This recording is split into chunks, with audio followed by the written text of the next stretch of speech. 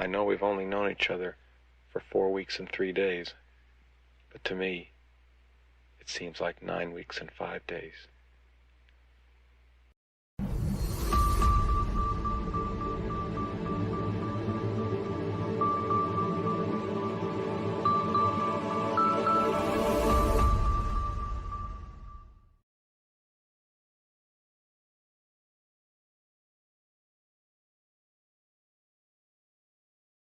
All right, all of my passionate plant people and garden enthusiasts, welcome to the Let's Get Growing Show, the Sunday edition of the Let's Get Growing Show here on the Urban Gardener channel. I'm Enoch, I'm your host today, and we've got a great show ahead for you today. And today we've got an appointment with our good friend, Dr. Jeff Pierce. Dr. Jeff Pierce is going to be on the show with us today, talking more gardening as medicine, as he does every couple of months. He comes and joins with us here live to talk with all of you, plus answer your questions. So definitely love to hear all of your questions coming up for Dr. Jeff later on in the show. Today, we're going to talk a bit about social connectedness and what we can do in gardening to improve social connectedness, which is really important for our health and all of that. Kind of talked a little bit about that, and I loved our last conversation with Dr. Jeff.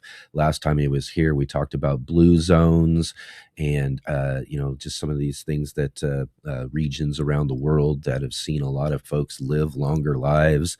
Some of the things that they do and they found to be just things that they believe help these enrich these folks' lives to help them live longer. And one of them was social connectedness, and we'll kind of dive a little bit more into that this week with Dr. Jeff just a little bit later on the show. So you'll want to stay tuned. You want to get some questions as well too for yourself for Dr. Jeff while we have him here on the show with us a little bit later on. And here in just also a few minutes as well too, we've got our good friend Bowtie David joining us in the garden coming up here in just a few minutes as well too. So stay tuned for that great segment coming up here as well. But yeah, everybody, it's Easter. Happy Easter, everybody. I got a little picture of my granddaughter there that came in just a little bit ago. So I thought I'd share that with everybody here on Easter. I hope that you're all having a great Easter yourself and enjoying time with your family and all of that. And also getting an opportunity to check in and watch here on the Let's Get Growing show too as well. But thank you so much for being here and checking our Easter show out. And awesome guest today for our Easter show, Dr. Jeff, coming up in just a little bit as well. Also, we got our segment we call Roll Call coming up in a couple of minutes as well too. This is where you get to jump in and let us know you're here. Definitely drop into the chat with everybody and let us know you're here. Let us know what you've got growing on in your gardens, where you're growing from, all of that great stuff there. And we'll give you a shout out here in just a few minutes on our roll call segment coming up here. But if you are joining with us right now, though, too, here at the top of the show, let's go ahead and click that thumbs up. Let's hit the like button as well as subscribe and hit the bell notification to be notified of all of our upcoming live streams. You want to make sure you are notified for all of these just great shows that we have here on our channel here, and all of the great guests that we get each and every weekend here on the Let's Get Growing show. Also, share with all of your garden friends out there. Let them know about our show and all of the great things we've got growing on here every single weekend. Also, your 3-day gardening weekend, actually. Yes, we're 3 days here in this new year. We've been having lots and lots of fun with all three of our shows, normally every Saturday and Sunday at 11 a.m. Pacific time, 2 p.m. Eastern, as always. And our new show on Monday evenings, we've got The Green Room with our good friend Natalie, the Fresh Princess, joins us as a co-host. And we have a couple of great guests each and every week. We'll talk a little bit more about our guests and upcoming guests we have for tomorrow evening coming up on the Green Room. So definitely want to come out and check those shows out for sure. They're really, really, really fun. Like I said, we've been having a great time hanging out. It's a little bit different than some of the shows we do here on the weekend, but it's been really, really awesome. A great time on Monday evenings. And also, shout out to all of you who are watching the show today on the replay. It's great to have you here. I'm sure a lot of folks will be watching on the replay as it is an Easter edition of the Sunday edition of this show. So thank you, though, for watching and checking out the show on your time. And definitely drop into the comments section and let us know that you're here. Again, like all of our folks who are jumping into the chat for roll call, definitely let us know you're here, where you're growing from, what you got growing on, and all of that sort of stuff. Or if you want and you're new, just drop in and say hi. I'd love to hear from all of you. And I love seeing all of those great comments. Comments are awesome, especially on the replays. So if you are watching the replays, definitely drop a comment in. Those definitely help out our show as far as its, how it's seen and all of that through YouTube and everything. So definitely drop those comments in. And if you are here, like I said, we've got roll call coming up, but join in on the conversation throughout the show. And like I said just a minute ago, drop in your questions as well too. If you got questions for Dr. Jeff coming up later on in the show, I definitely want to see those questions from everybody in the audience. Put those into the chat there as well, and we'll try to make sure we fit those into the conversation with Dr. Jeff today. So definitely love to see all of those questions and comments and everything in the chat as well too. Thank you so much. Also, follow all the links down below to our guests and all of our contributors and all of that as well too. We've got David from Bowtie Life coming up, like I said, in just a few minutes. We've got his information right down below in the description that you can go and check out too. All of the things that he's got growing on over on his channel. So definitely check out all of those great links and go show some support for all of the other folks who help us have all of the great weekend gardening fun that we get to have here on the Let's Get Growing show. So thank you all so much for being here. It's great to have you all here. One last thing I want to mention too real quick is if you didn't get to check out the show yesterday, we had a really great, awesome show yesterday. We had Robin Jones from Honey Girl Grows join with us for just a really great conversation all about all sorts of stuff, pollinators, bees, beehives, all sorts of great things that we had great conversation with yesterday on the show as well. We got to meet Michelle from Michelle's Garden Grows. She was on our Are You Following Me yesterday. Really awesome conversation with her. It was great to meet up with her and to catch up with Robin. Robin also went on some cool trips and all of that sort of stuff. She does some really cool projects. One of the people I really like following and all of that, and great conversation. It was really cool to catch up with her. So if you didn't get a chance to check that out, you go back and check out that conversation from yesterday's show. And right on, everybody. I think it's about time now to jump into the comment section. So if you haven't dropped in yet, drop in real quick here because it's time for roll call. My name is Kevin. Yeah. That is my name. Yeah. They call me Kevin. Yeah. Because that's my name. Roll call.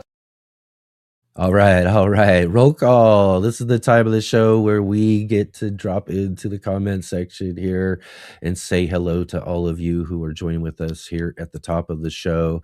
And like I said, drop in if you haven't yet. Let us know where you're growing from, what you've got growing on, all of that sort of stuff. That way we can say hello to you here at the top of the show.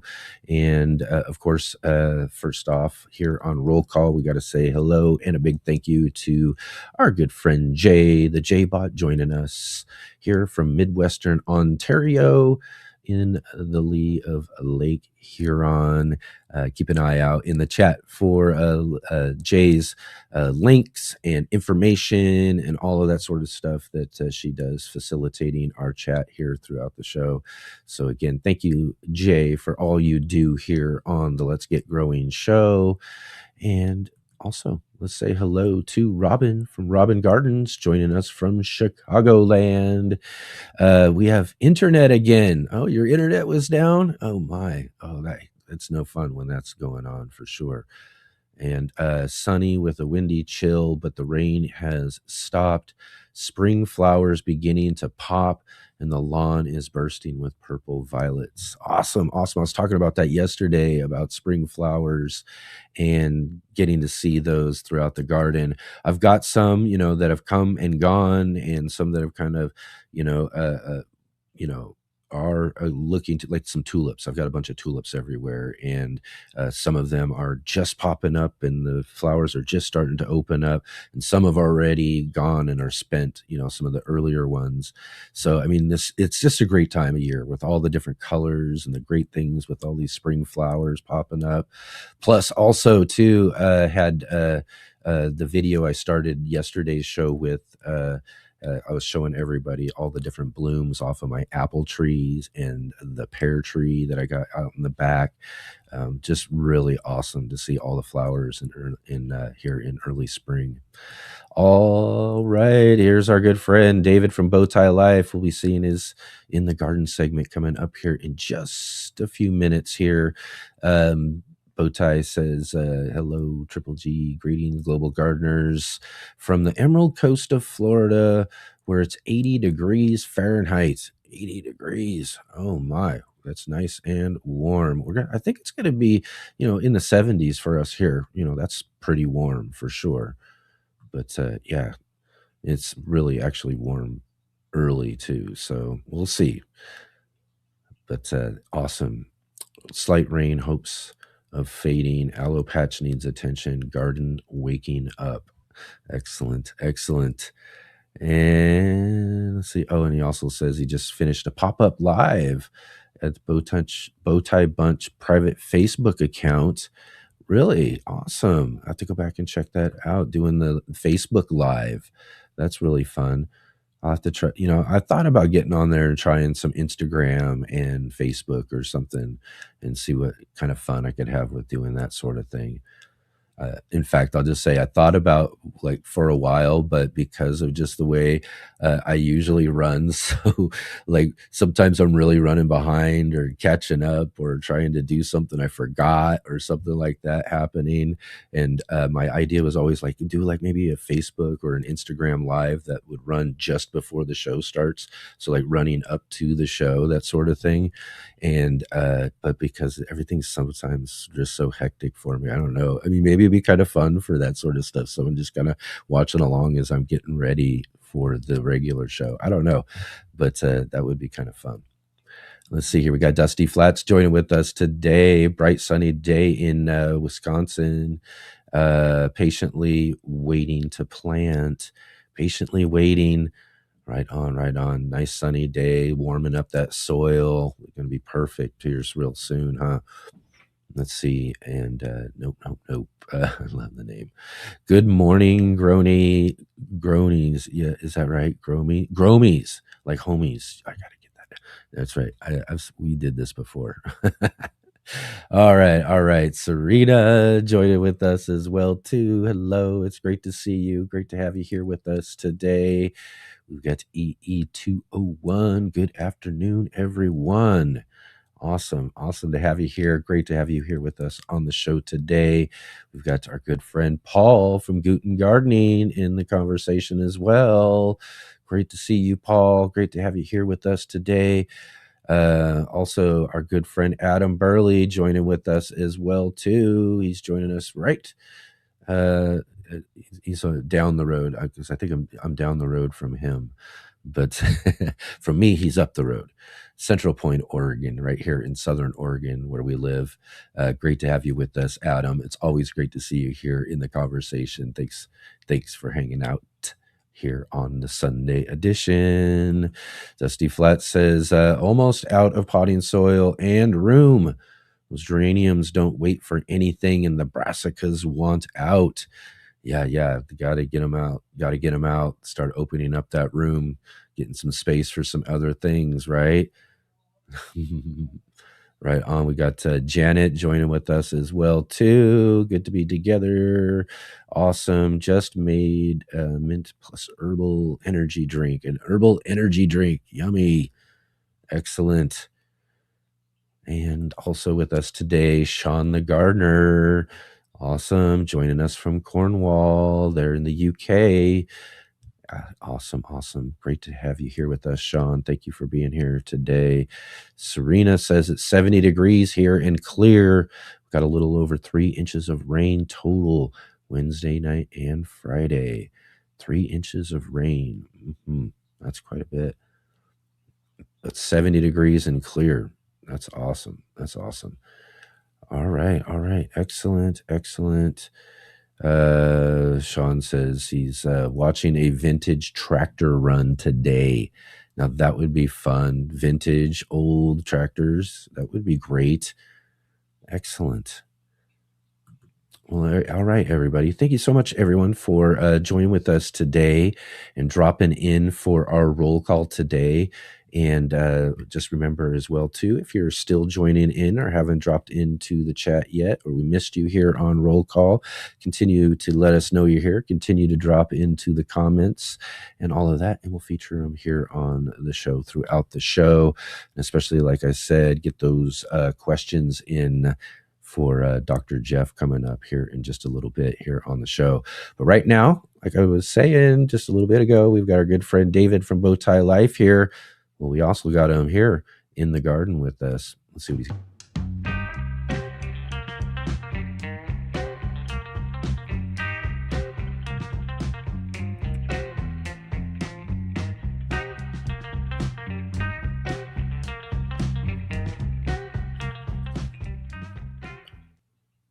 Hi, I'm Bowtie David coming to you from Destin, Florida, Zone 9B, right here on a skinny peninsula between the Gulf of America and the Choctawhatchee Bay.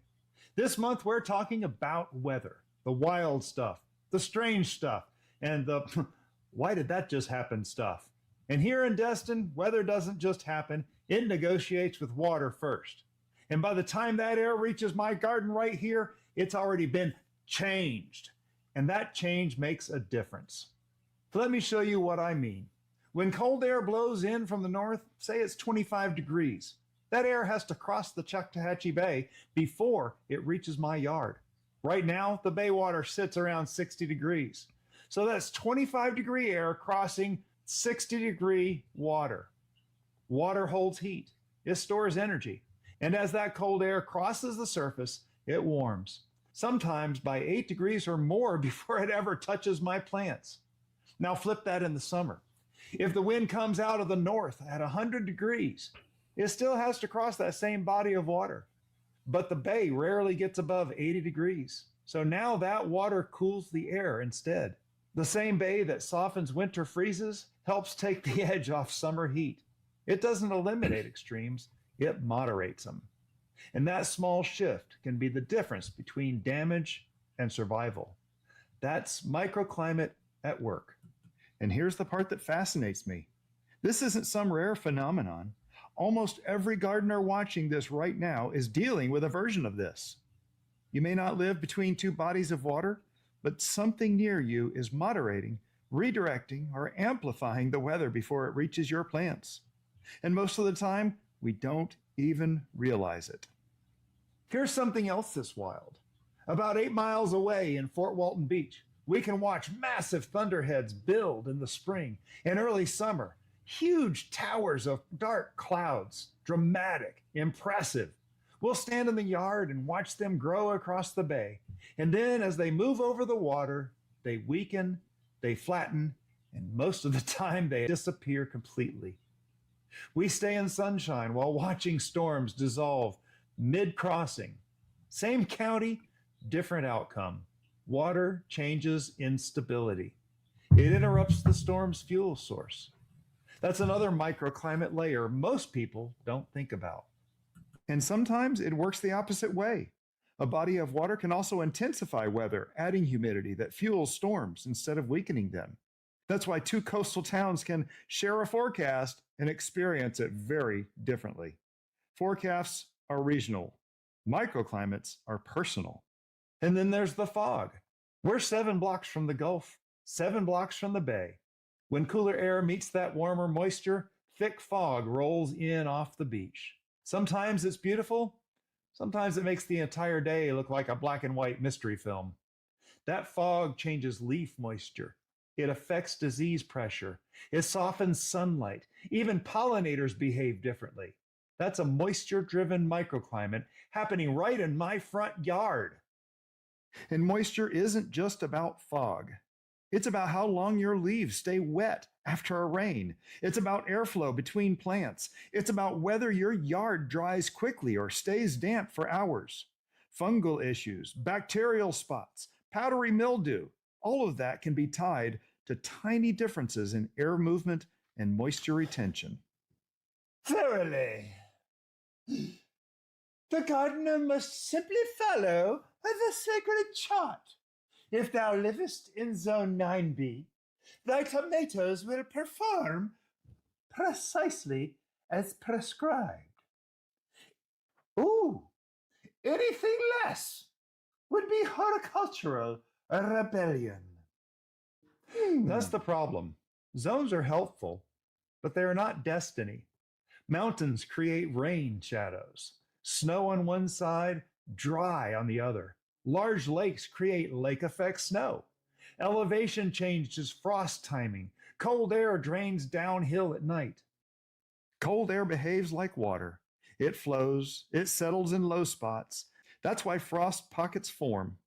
Two gardens on the same street can experience different frost damage simply because one sits slightly lower than the other. A difference of just a few feet can matter. Even your house creates microclimates. Brick, concrete, and stone absorb heat during the day and release it slowly at night. That can protect plants during light freezes. On the flip side, reflected heat can stress plants during the summer. That same wall that saves the citrus tree in January might scorch the lettuce in July. A south-facing wall reflects heat. A low corner collects cold air. Mulch changes soil temperature. Windbreaks reduce stress. And wind is often overlooked. Wind strips moisture from leaves. It increases transpiration. It can cool plants in summer, but desiccate them in winter.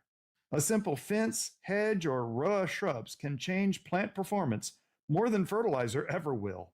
Two gardeners can live a mile apart and grow completely different outcomes, and neither of them is wrong. This is where comparison becomes dangerous.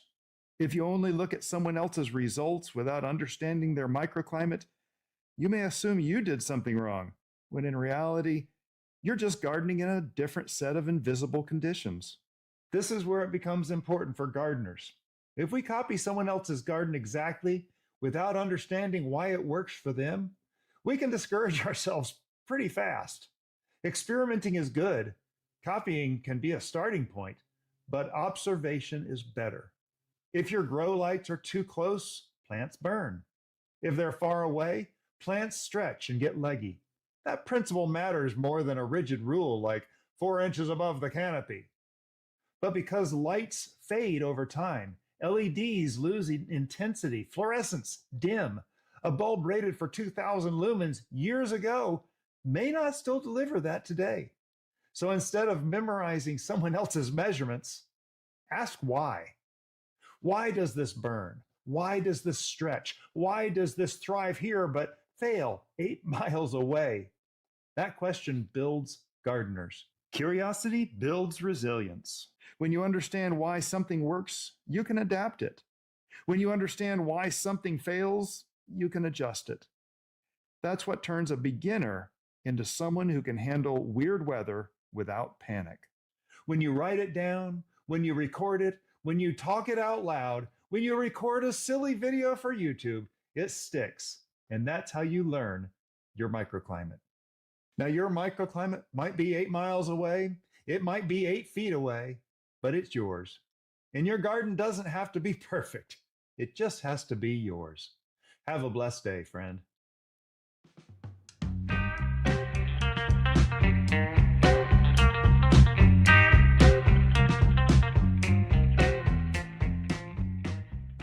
Ivory Organic was founded on the gardening concept of whitewashing, simply lightening your plants to better tolerate weather extremes, transplant shock, and so much more. Such a valuable gardening practice that farmers have been doing it since BC times. However, in recent years, most research has been caring for plants and trees using latex and tar-based products which are designed to last 100 years but fall off your plants within 1 to 2 years as your plants grow, contaminating your garden soil indefinitely. Available in colors white or more natural looking colors such as brown, green, gray, and grayish. Ivory Organic has 2 general categories of whitewash products. The 3-in-1 Plant Guard, which includes 7 natural oils including castor, cinnamon, clove, garlic, peppermint, rosemary, and spearmint, which offer insect and rodent repellent protection, and the Whitewash Oil Free formula. Both products also have diatomaceous earth in the base ingredients, which naturally offer some insect repellent protection too. As always, keep growing with Ivory Organics and wishing you all happy gardening.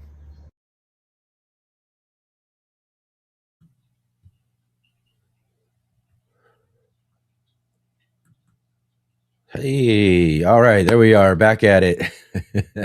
Excellent segment there, David. Thank you so much for putting that all together. I mean, you just bring such a poetic just everything to the whole gardening and getting into our in the garden segment. I just love it. It's just wonderful. It's great to have you here doing that for us. So everybody, like I said, go down and check out David's link down below in the description. Go and show him some love over there at Bowtie Life. Again, everybody, thank you so much for being here today. I'm going to show this one more time. Easter. Thank you all for being here on Easter. So wonderful for you to share your time with us there. A little picture of my granddaughter, Layla, that came in just before the show there. I just love it. She's having a great time on her Easter as well, too. After the show, I'm going to have to go and hang out and go see how everything's going over there. But again, everybody, thank you for being here during our showtime, though, and hanging out with us. We've got Dr. Jeff Pierce joining with us here in just a couple minutes here on the show. And we're talking social connectedness today. This is going to be a really great conversation. So you want to definitely join in on that, and also drop in all of your own questions as well, too. We'll try to fit those questions into the conversation as well. I did want to just mention, too, we did have some great shows last week, too. Just wanted to mention what we had going on here on the show last weekend. I wasn't able to be here last Saturday, so one of the fun things we've been doing this last year or so is having our good friend Jay, the J-Bot, we all get to hang out with in the chat every show, but she took over the show last Saturday and hosted for us a nice conversation with her and Katrina from Sew and Tear. So really great, awesome conversation there to go check out last Saturday on the show. And then last Sunday on the show, we had our good friend Tony O'Neill from Simplify Gardening came by to hang out with us on the Sunday edition last week to talk all about his new app, Grow Track. You want to go and check this out. We've got links down below as well, too, to go check out his new app, Grow Track. It's not like any other kind of gardening app that's out there. You know, some of those are just kind of, got some really cool, easy, cool, basic stuff to help you organize your garden. This just kind of goes way beyond all of this. And if anybody knows Tony from Simplified Gardening or have read any of his books, we featured him on our book club here before as well. This guy knows what he's talking about when it comes to some really great organic gardening. And this app is just really something else. We had a great conversation with him last Sunday. If you want to learn more about all of this and get to use this. Basically, it's a garden assistant in a way that you had. It's just really cool. You want to go back and check out the conversation and learn more about it, or just go and check out the app yourself down below in the description. Just really cool. And last Monday, yes, that's right. We're here on Monday evenings now as well too for the Green Room. We had a great show this last Monday on the show. We had Destin from Texas Garden Guy and Phil from Phil's Figs here with us. These two host the Garden Party podcast on Wednesdays at 5 p.m. So they came and hung out with us on our Green Room show this last Monday, and a really great fun conversation with those guys every time we get them here. And so definitely go back and check out those shows from this last weekend on the Let's Get Growing show. Again, thank you everybody for being here, spending your Easter with us here and hanging out for another great conversation here on the show. We do got, like I said, I always enjoy having our next guest with us. Every time he's on the show with us, it's always such a wonderful time talking with him and learning so much about just some really cool things. Let's go ahead and get started today. It's time to welcome our good friend, Dr. Jeff.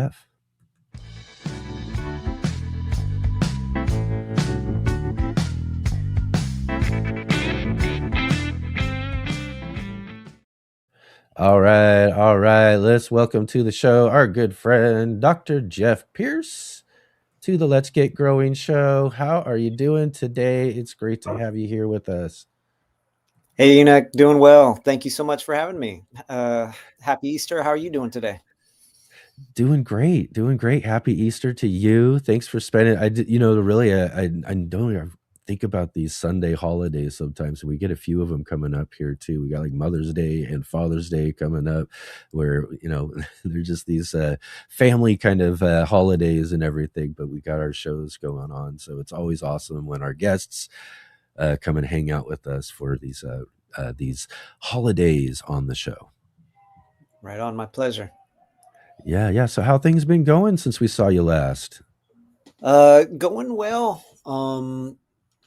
Can't complain. Let's see. I think the last show was in 2025, right? If I remember correctly, or maybe January. But I think January, right? When we talked about blue zones. Blue zones. Life is good. The weather is warming up. Things are exciting in the garden. Planting a spring, hoping for a spring crop of things, and then starting to plant some of the summer veggies. And then a buddy of mine and I are putting in a little avocado grove at his property. So staying real busy, and work is going well, and family life as well. So thank you for asking. That's awesome. Excellent. One of the things I wanted to ask you about too, I have you, on Friends and all of that on social media. So I see some things every now and then. And one of the things I see every now and then that pops up with you, and I don't know if you want to talk about it or not, but I just thought I would mention it a little bit. And I think it's really fun. You're a musician as well as a doctor, right? I mean, I see you getting together and jamming with some folks all the time and posting about that sort of stuff. Tell us a little bit about what do you play, and what are some of the things that you do as far as some fun gigs and things like that? Sure. Yeah, I've been playing saxophone since I was a kid. I started in sixth grade and was lucky enough to have a great band director, Mr. Jesse Pena, back in the old days in South Texas. And he was a saxophone player. And my big brother had already been playing trombone for a couple of years. So I was very much encouraged and surrounded by good musicians. And there were certainly times in my life where I didn't pick up the horn very much, busy times during med school and whatnot. But we had a fun band in med school. We were called the Bicipital Groove, which is actually an anatomy term where the biceps runs along and connects on the humerus bone. But the humerus bone. There you go. But we but I've been playing all my life now, and am lucky enough to play with some really great musicians here in Northern California, and we get together and play jazz, typically at like at a wine bar or something like that. Those tend to be the places that have the most call for jazz music, and yeah, so just had a gig the other day, into March, and it's nice. It's certainly is an outlet for me artistically, because sometimes the schedule doesn't allow for a whole lot of artistic expression, so it's great to take time for that. Yeah, that's awesome. I always love seeing that. I have to sometime if I'm ever in the area, come check out a show or something. That would be really fun. Yeah, would love to have you do that. Yeah, absolutely. Let's see here. Hash Olio is in the comments asking, what kind of plant is sitting to your right next to the microphone? That's for you, I think. Is that me? Uh-huh. Okay, because maybe I was thinking of the plant that may be behind your shoulder, I guess, that you were on yours. But I've got all sorts of plants next to my microphone. We've got a what is this? Swiss cheese plant, which is Mhm. a monstera. There's a pothos. We've got another type of philodendron back here. We've got snake plants, baby snake plants that I propagated, some aloe. I got all that sort of stuff. But what do you got right behind you? It kind of looks like a monstera there, right? That's right. A couple of things: a monstera and a fern and a uh, one more that I'm blanking on, but it'll come to a syngonium. But yeah, it's nice to have some greenery in the room. Your green room is looking quite lush and lovely right now. Yeah. And the monster, you can't see it here on the camera, but it's got a couple of new leaves that are coming up right now, which is great. So yeah, everything's looking all right. There's a few that are having a difficult time I'm having to deal with right now, but yeah, it's great. I love having all the plants. Always love the jungle feel, you know. Mhm. Yeah, for sure. Right on, right on. Excellent. Let's see here. I got another question. We'll get into questions real quick here, and we'll jump into our subject a little bit. But I don't know about. I didn't really read this. Let's check this out. Dr. Jeff, can you bury a garden myth for us? Possibly, if you have the info. Planting herbs near other veggies make them taste better. Maybe that's an example. I believe the molecule complexity is not imparted. True. I'm not sure if Dr. Jeff really is that kind of doctor. You're right, but that seems really technical. But It's a great question. We hear it all the time with like, oh, plant some basil next to your tomato yeah, and things yeah. better. I don't think that yeah, I do believe that that's a myth, but I would have to Yeah. double check to see the latest research on it. But it's fun. Yeah, you never know what some plants do with each other and how they kind of, I guess we're talking social connectedness, right? So how about plants and their social connectedness, that sort of thing, and how are they affecting each other in that sort of thing? And I'm sure there's some crazy, cool, interesting scientific things that are true about some things. I'm just not sure necessarily if they make them taste better, that sort of thing. Yeah. More so than just the available nutrients and the things like that they're utilizing, sun and light and everything. Right. Right is what I would think. But you never know. I mean, there's just some crazy, strange things that how all of these sort of things connect and work. You learn more about the soil food web, right?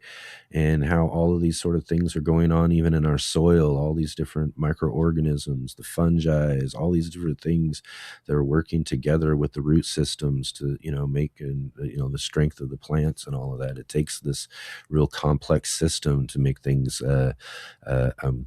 taste good to begin with, and it's, there's got to be some sort of interesting connections to some things. And maybe there is some science that definitely says that that's true, though. I'll just say that, but I'm not sure. Yeah, I agree with all that. I think a great study would be growing 100 really healthy tomato plants by themselves and 100 of them right next to a basil plant, and see if you can have a blind taste testing of the tomatoes showing that one is better than the other. Something tells me as long as the plant is healthy, getting plenty of sunlight to make the sugars and the other taste profile molecules, I doubt that we would taste a notable difference. Yeah, that's I totally agree.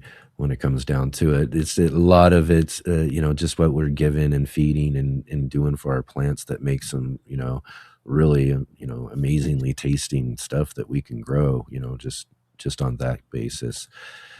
Versus the experiment would be fun though, right? I mean, I couldn't imagine having some fun experimenting with all those plants and finding out and doing those types of trials would be kind of great to do, to see what comes out of it. But yeah, let's see here. David Bowtie Life is asking, how did your background in family medicine shape your approach to prevention through lifestyle and gardening?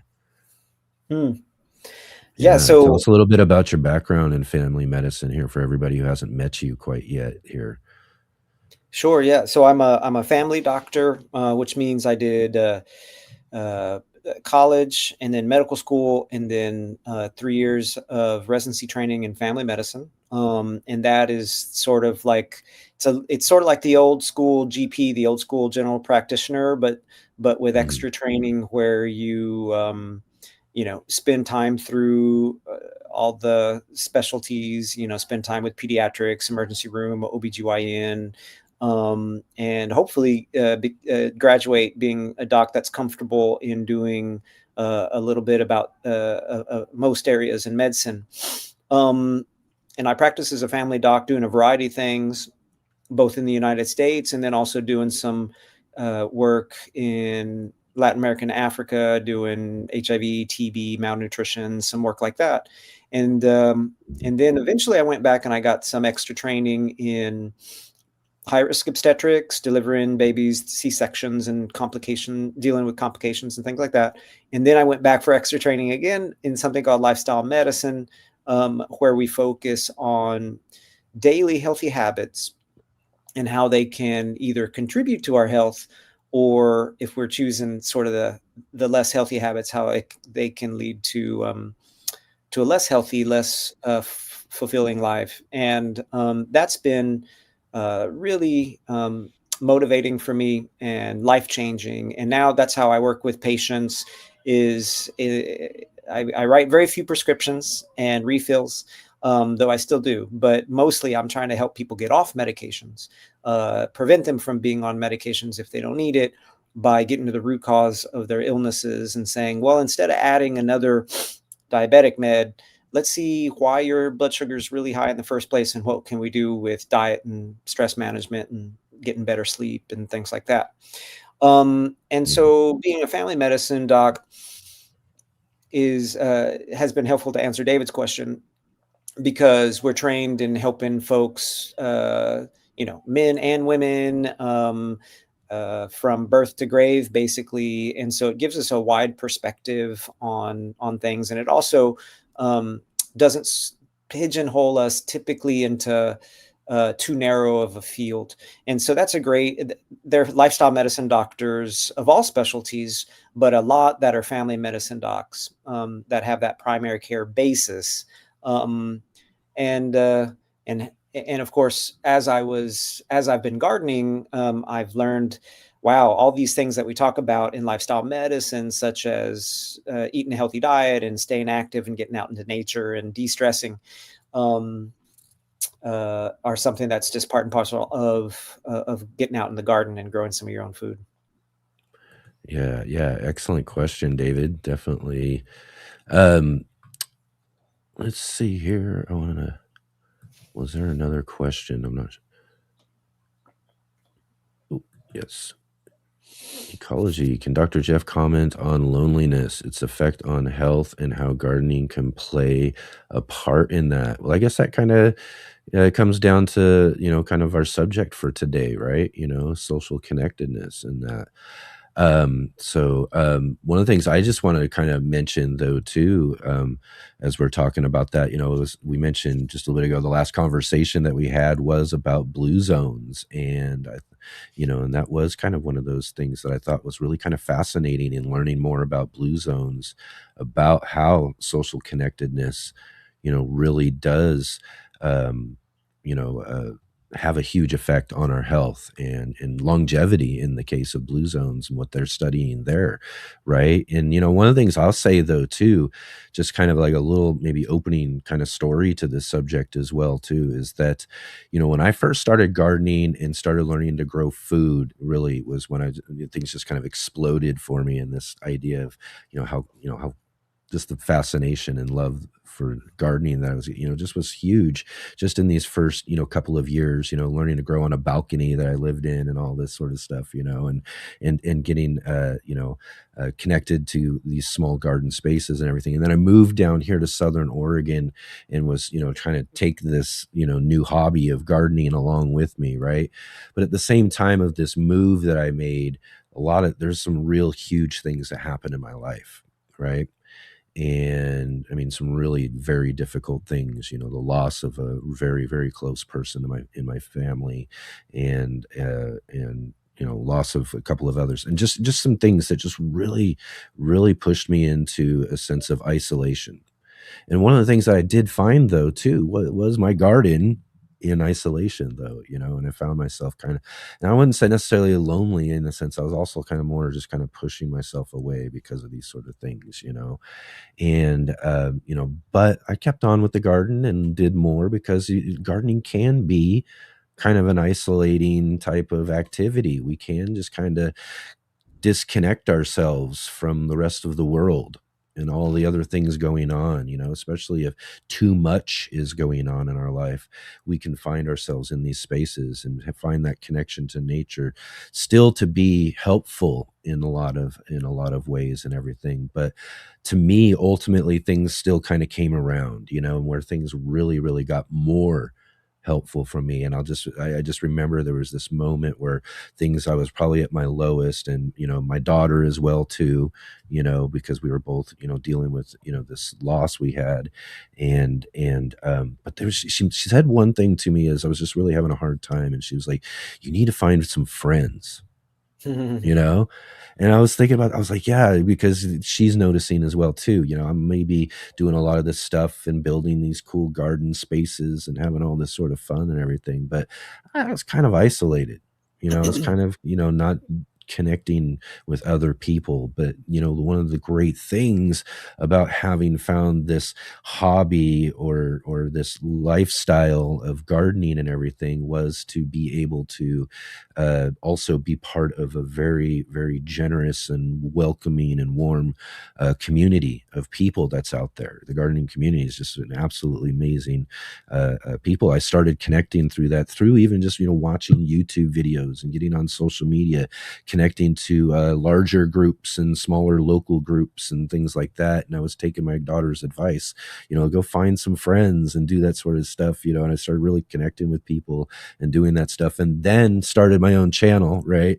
And then really started connecting with people, used it as a tool in a way to connect with people through the gardening community, because it played such a big part of kind of like helping me kind of get through a really difficult part of my life and time in my life. I always, I wanted to share that story in a sense as well too, with everybody else, and that sort of thing, is that, gardening and why, I'm so passionate about it, why I do a show and spend the time to do a lot of this stuff, is because I really believe gardening kind of saved my life at a certain point in time. But it also guided me in a way too, because, I was able to find such a really great community of people that, help, bring me up and out of my shell per se. Right.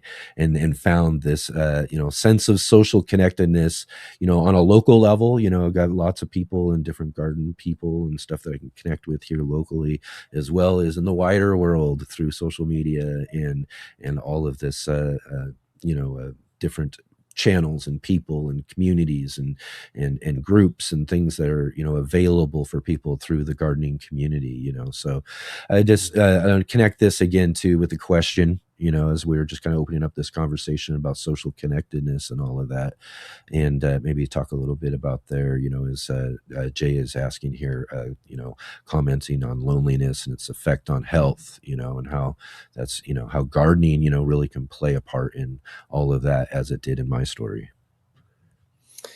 Well, thanks for sharing all that, Enoch. That's a great testament to how gardening can be so powerful when it comes to helping us, helping dig us out of a hole, in a sense. And great for your daughter to make that recommendation, and wonderful to see how you took it and wove it into your, at the time, new sort of newer love of gardening, and how that's blossomed.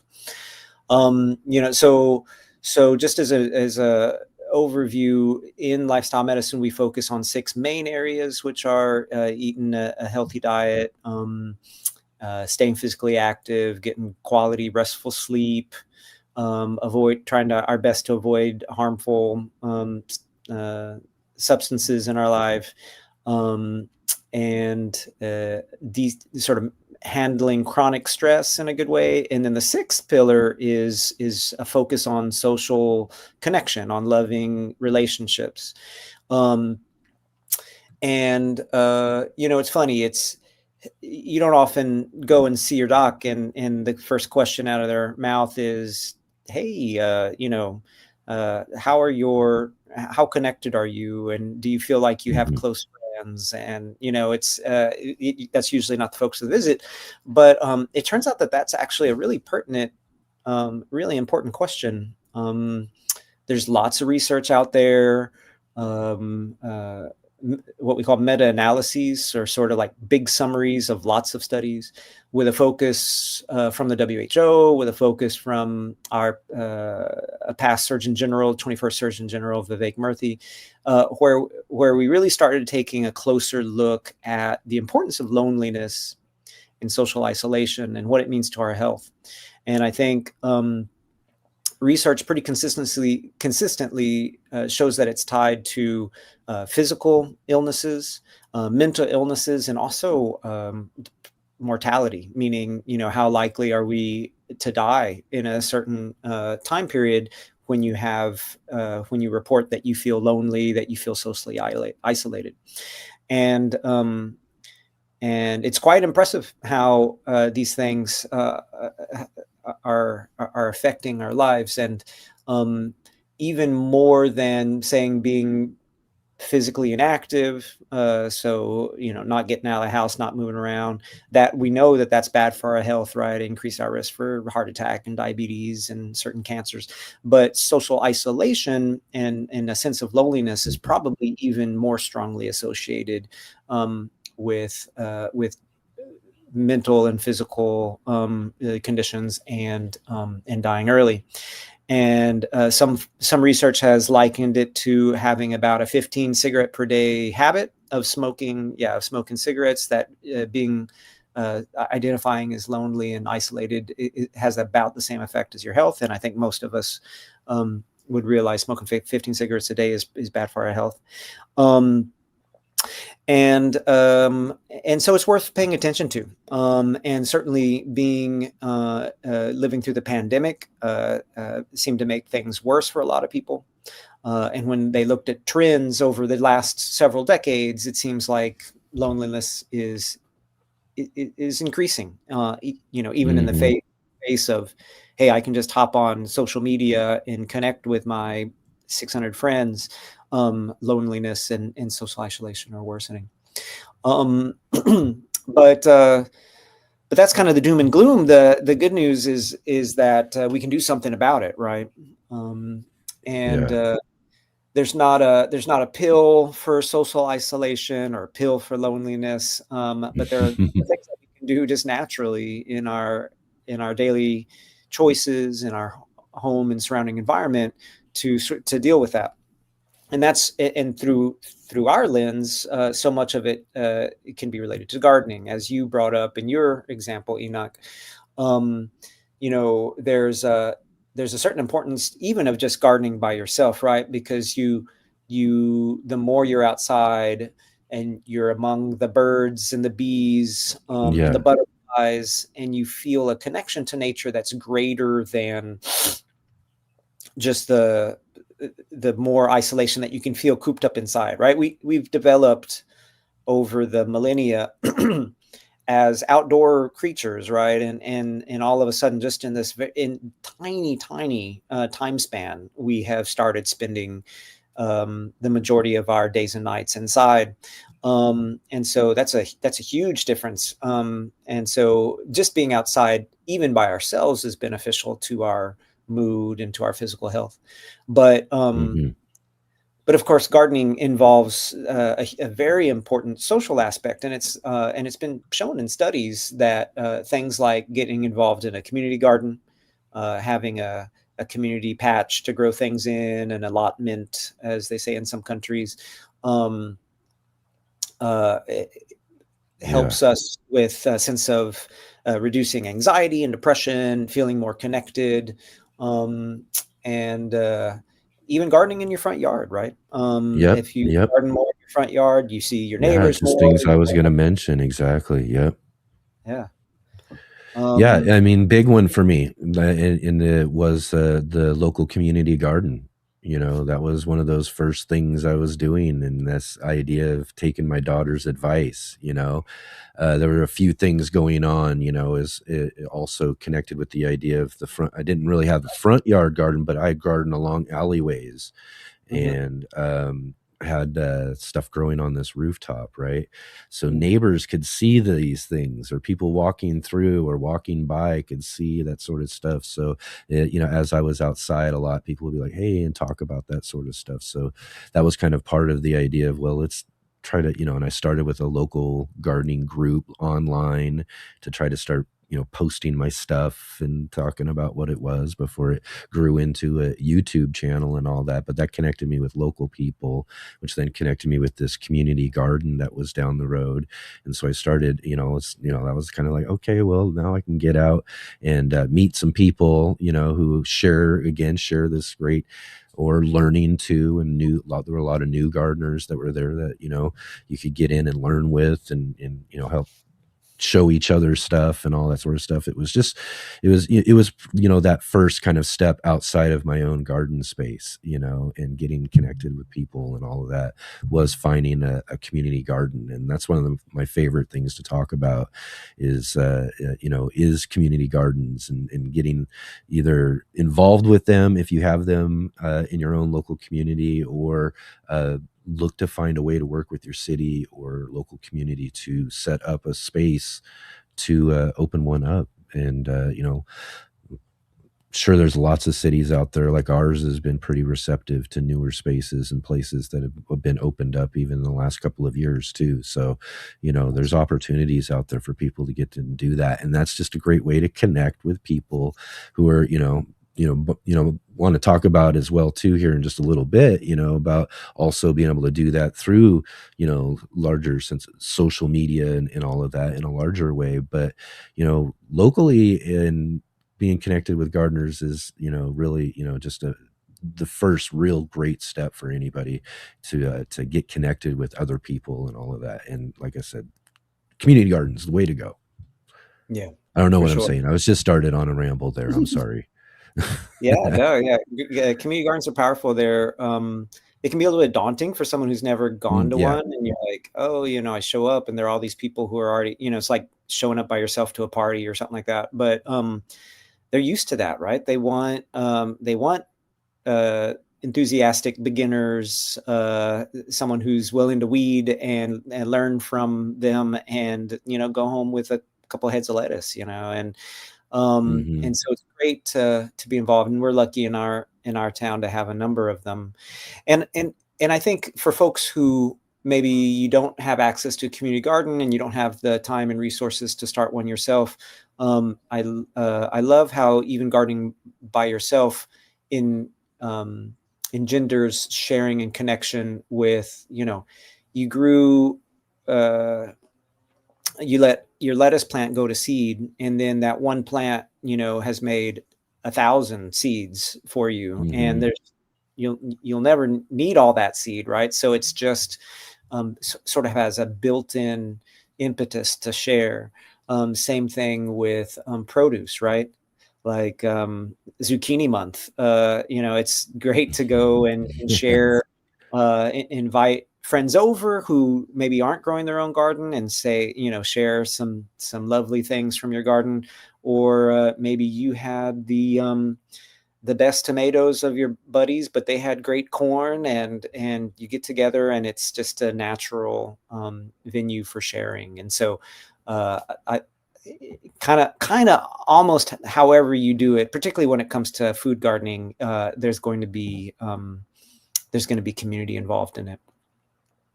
Yeah, absolutely. And again, that's in the sense of how we can utilize social connectedness, for better health.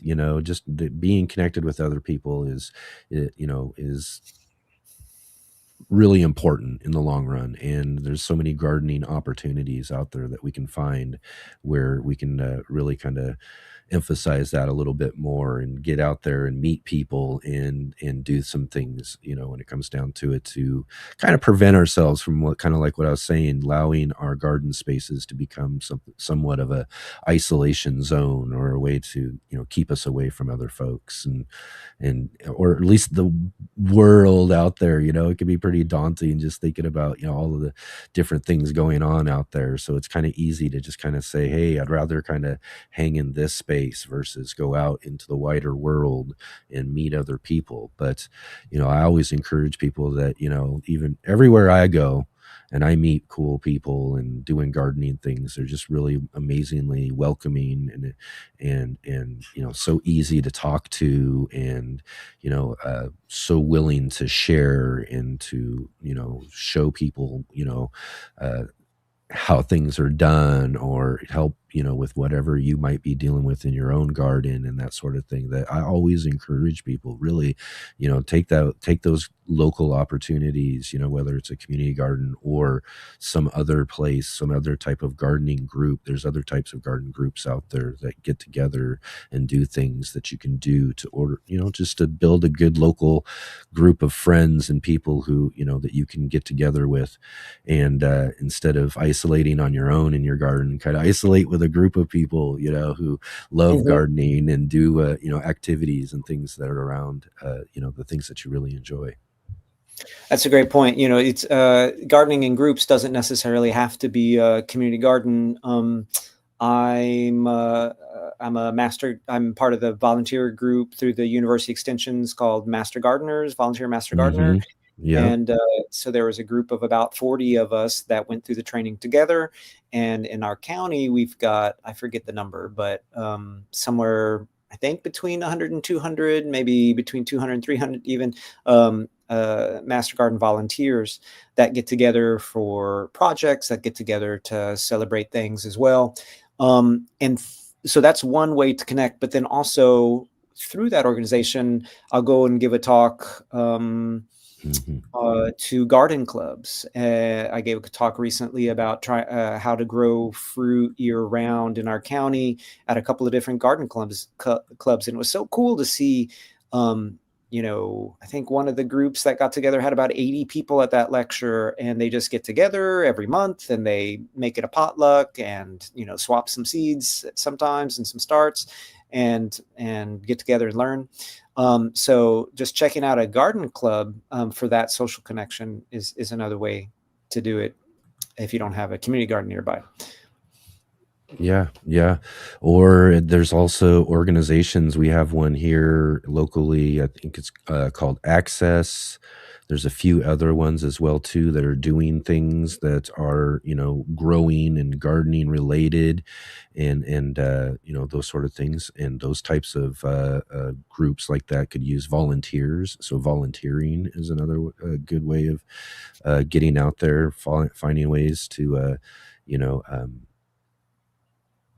commit, I suppose, some extra time you might have to, some places that could use some help in developing and working on some of their gardening programs and things that they have going on.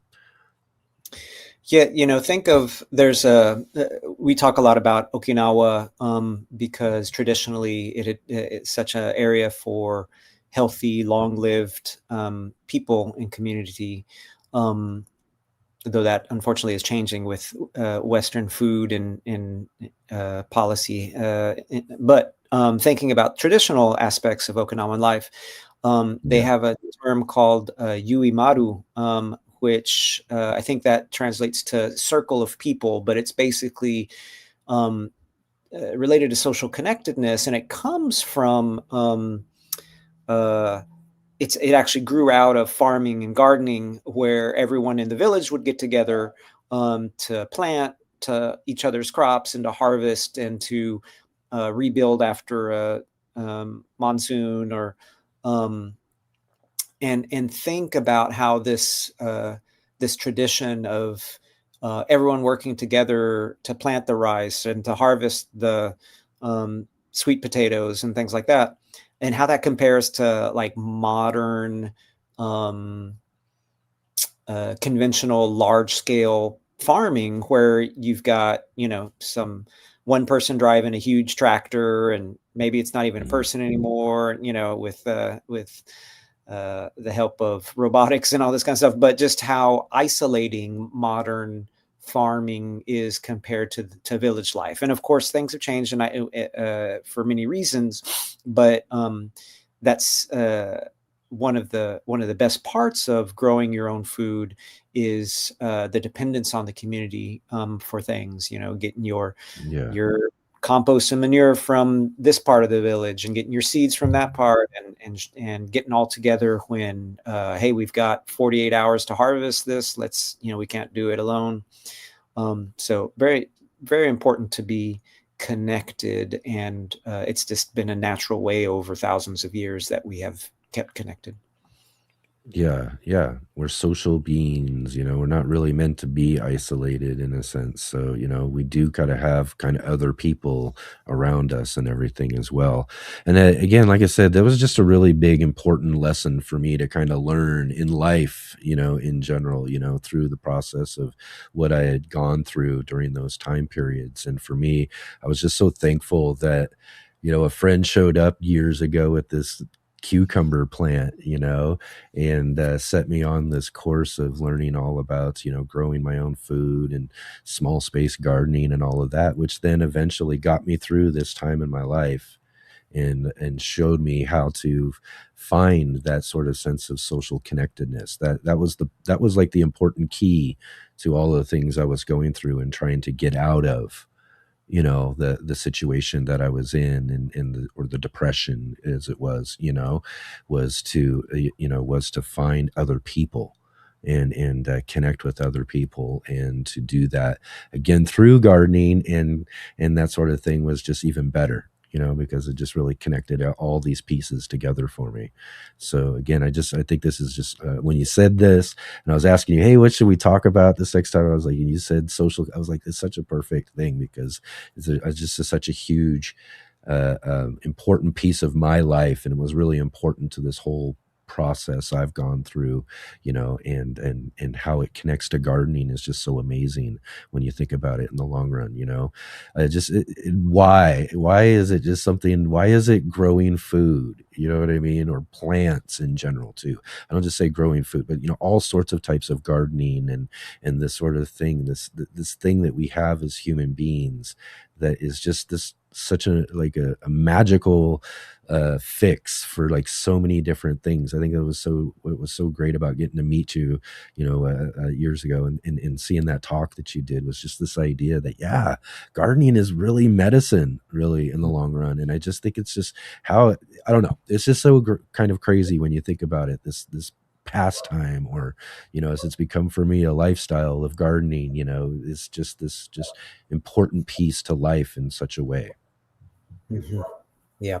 I think, there's this natural urge to nurture that many or most humans have at some point in their life, whether it's nurturing their kids or their grandkids, or their furry friend, their dog, their Hmm. cat, their parakeet, or a plant, a beautiful collection of philodendrons in your home, or things out there, that there's a reciprocal benefit to nurturing others. Oftentimes the giver gets as much or more, receives as much or more from giving, the volunteer you mentioned earlier. And so sometimes the best thing we can do for our own health, our own sanity and stuff, is to give of our time and our passion to others. Mhm. And a way to do that without fear of judgment is giving it to a plant, right? And giving it to, or Yes. giving it to a puppy, or things like that, is because it can be a safe zone for some people. Mhm. Yeah, It kind of goes I along with what Dusty is saying here too. Many people finding are not very social because of the way things are today. Or I kind of mentioned that just a little bit earlier. That the world around us, you know what I mean, is just so just and you hear this from so many people and everything, to where in a way that can make isolating type of things really kind of appealing to people, to kind of separate themselves from the rest of the world. And I think hopefully, if people are in that sort of sense, if that is the case, or finding a garden space, because it'll help them kind of readjust in a way to the world. I think if you take my example in some sort of way, that you find the space, you find something that is kind of isolating in a way, and then use it to find a way to reconnect with the world through people who share this similar passion with you, and then reconnect with community and that sort of thing in that way. I think it's a really a way to go. But it's just, I think, a story we're going to hear more and more of, because the world just seems to be more and more crazier, if you will, right? Yeah, I think gardening is one of those things where you can love it as a staunch Republican and as a staunch liberal Yep. Democrat, and you don't have to talk about politics at all with the person It's that you're gardening. it's a common ground. Yeah, it's a common ground. Sometimes it feels like, when things are as polarized as they are politically now, that, like, should I even reach out to my neighbor who's walking by my front yard garden right now? So there is that, this Yeah. fear of, but we have to, of course, do our best to connect with the humanness of someone, whether or not they feel the same way we do about certain core political issues. Because Yeah. polarizing, of course, is damaging to our mental well-being as well, and to the fabric of society. And so it's great how gardening can be a common ground in that. Yeah, and we got, if we just take it in that sort of way too, we do got to be a little above ourselves in a sense too, that when we find those, like in the community garden, space that I went to, and was connecting with folks, I'm most assured that a lot of those folks didn't share similar viewpoints and ideology to me, when it came down to, like other bigger, serious issues in the world, if we were to really want to take on those complex discussions, but if we can share this space with each other, find this common ground to do something so basic and easy, but to connect with plants and nature and growing gardens and those sort of things. And then that makes that connection with each other, through that shared, opportunity we have, in that space. And then from there, if those other conversations do come up, maybe they don't hit as hard when we find that the person doesn't see eye to eye with these certain things that we have, and that's, we've talked about this before on the show, this idea of common ground gardening, that if we just take the space for what it is and the value of people for people, and then we start there, and then, learn from there how to relate with each other, and then connect on these larger issues. And then maybe we can, in the long run, if, the garden could save the world if we really took it on that sort of perspective, that we find common ground with each other. We start from a simple task of learning how to grow food with each other. And then from there, we learn how to deal with all these other social issues with each other from there. I think that would be a great space to be in, but things are really volatile right now, and it's hard for people to find or be willing to go a little above it and try to find that equal space at this moment. So hopefully, again, like people find the garden in that sort of situation, no matter where you sit on any sort of position with the world. Yeah, that's lovely. Oh yes, definitely. Again, I'm just finding myself on some rants today, aren't I? I just getting these subjects down, but I really feel about them a lot, especially in these times. That gardening is such a, again, it's so kind of crazy to me when I think about it. It's just gardening. It's just a garden. It's just this space that we can grow food out of or do whatever, right? But it just has so much value as we look deeper and deeper at all different directions with the garden space. This value that it has, is just so amazing. And even in deep subjects like that, there's a ton of value. It's kind of crazy. Yeah, for sure. Yeah, for sure. It makes me think of the work done by Ron Finley and his group in LA, right? Where Yeah. he terms himself the gangsta gardener, and how he's bringing the power of trying growing tomatoes in the strip between the street and the sidewalk. How he helped to fight to make that legal in his community, and how he's helping to convert vacant lots in LA where there's a lot in particular neighborhoods, and to bring communities together. And something as simple as growing a tomato plant, it can really grow into something that it changes whole communities. Yeah, definitely can. I like that example as well too, because it's another way of, even more so in a sense of outreach, in a way to kind of, go in and grab in your community and try to do something in a way. I mean, I love Ron Finley's story in that sense of taking gardening and bringing at-risk youth and going in there and just trying to see what he can do to save some kids with the growing and taking care of these garden spaces and that sort of thing. We talk it's definitely a form of horticultural therapy, if you will. We talked about that in a way with a horticultural therapist we had on the show this last year. I gotta maybe reach out and have him back on for another conversation about that sort of stuff. But that was another thing as well too, is go find folks and get out there and do some things that can be helpful for the community in that way. Like, but you got to be really active in that sort of situation. You got to be really,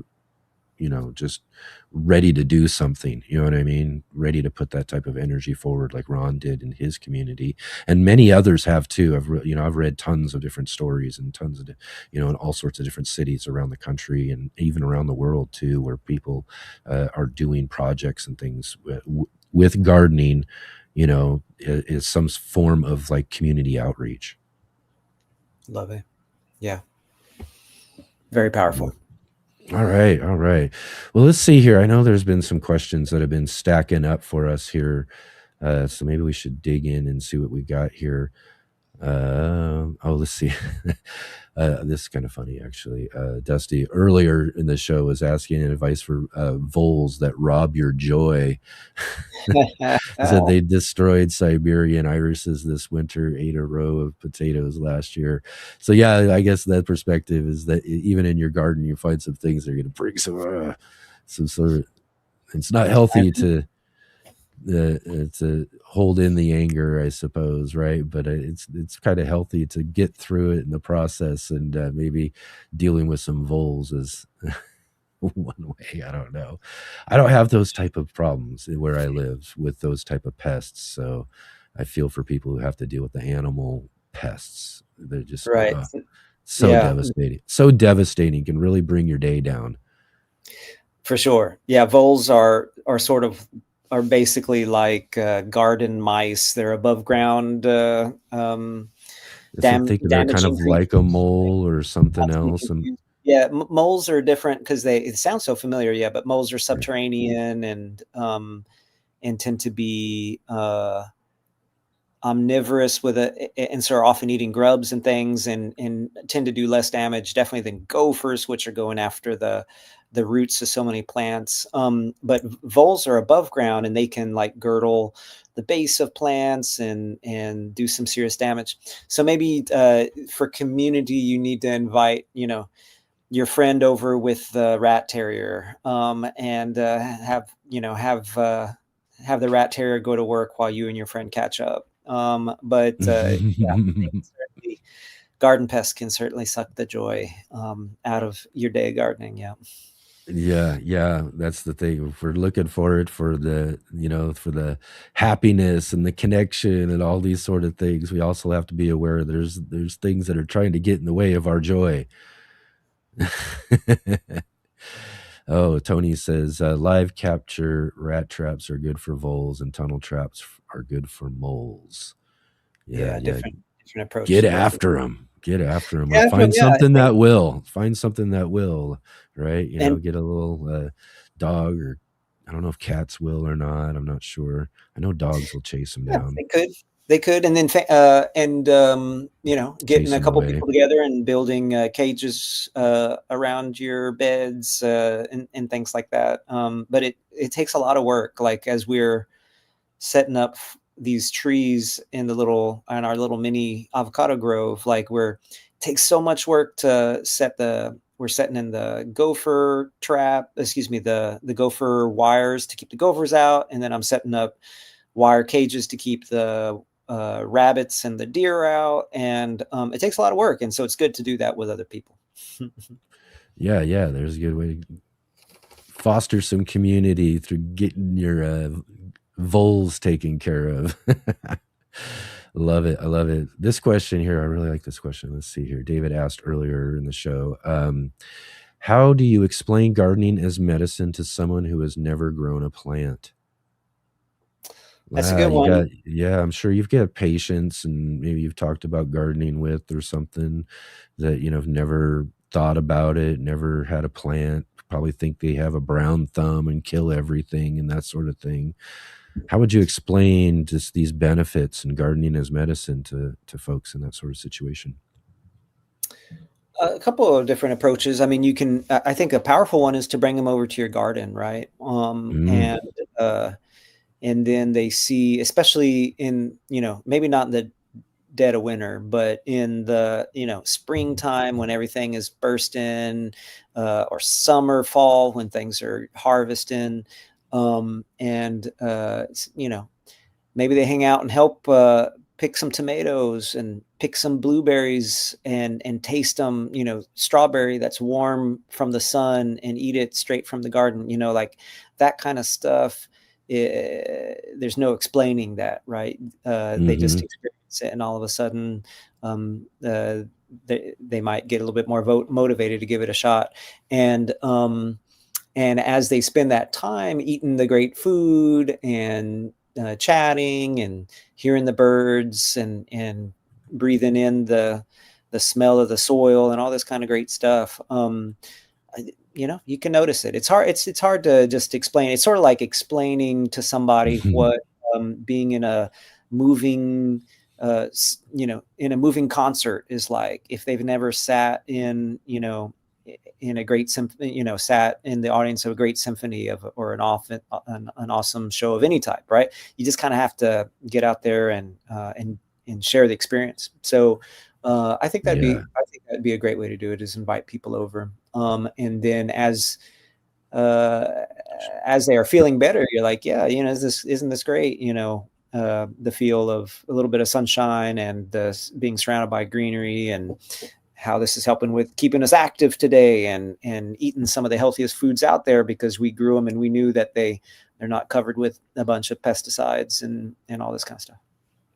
Yeah, exactly. And like you said, kind of just the best way is, and I know for a lot of us, we have our own connection story to our garden and why we garden, with, the way we do or what we do and all of that. And so the best way to kind of really bring people along or get them, into gardening is to share through example, share your example, what, like tonight, sharing my story about, to how gardening has affected me and helped me out and that sort of thing. So folks are looking for, that sort of way to, handle it, deal with, and all this stress in life and all that sort of stuff. And you're recommending gardening, just kind of show them by example how it works for you and that sort of thing. And that way, again, we can really help people find, the benefits and how amazing garden spaces can be and beneficial to them in all sorts of ways,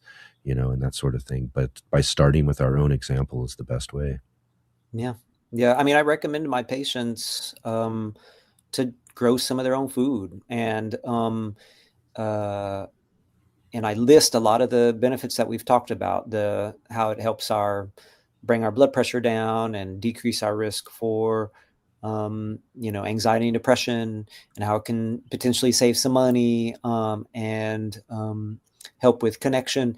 And you can, because my patient might be in the state of Florida or Texas or hours away in California, I can't bring them to my house and give them some of my peaches, but I can say, hey, check out these YouTube channels, or check out this book, Yeah. and watch one of these movies where it shows the power of growing your own food, and that can be super motivating as well. Yeah, absolutely. All right, let's see here. Wickershire Project was asking earlier in the show, Dr. Jeff, is caffeine okay for consumption in low doses, or is it still an addictive legal drug? Should it be avoided?